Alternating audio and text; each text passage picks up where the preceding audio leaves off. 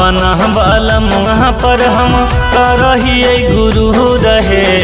अपना बलम पर हम करहिए गुरु रहे। बिहार में है कारखाना बेचा है लाडू मोती चूर है।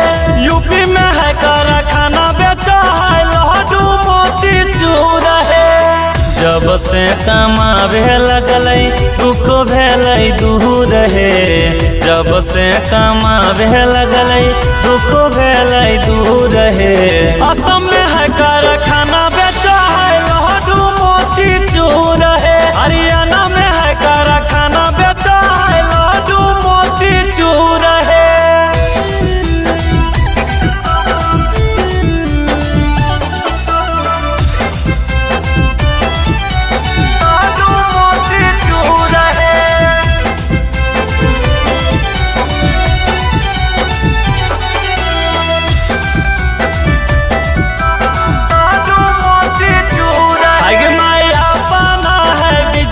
बढ़िया होवे कमैया ना आगे माये से बालम के करहिए बड़ैया ना।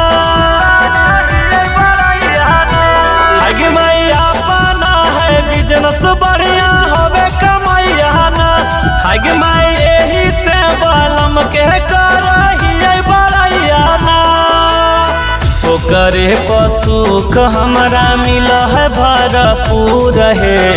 ओकरे पसुख हमरा मिल है भरपूर है। झारखंड में है कारखाना बेचा है लाडू मोती चूर है। बंगाल में है कारखाना बेचा है लाडू मोती चूर है।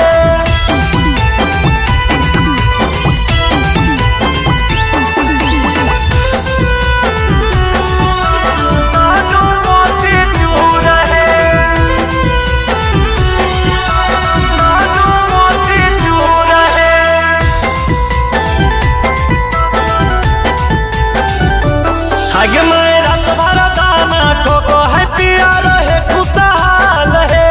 लो है फोने पर रोजे रोजे घर के हाल चाल है। आगे मैं रात भर दाना ठोको है पिया रहे खुशहाल है। लो है फोने पर रोजे रोजे घर के हाल चाल है। टोलवा मोहल्ला में पियाजी भेलै मशहूर है। भारती सुरेश के गाना बजाबो है जरूर है। उड़ीसा में है कारखाना बेचा है लाडू मोती चूर है। बेंगलोर में है कारखाना बेचा है लाडू मोती चूर है। जब से कमावे लगलै दुख भेलै दूर है। जब से कमावे लगलै दुख भेलै दूर है। राजस्थान में है कारखाना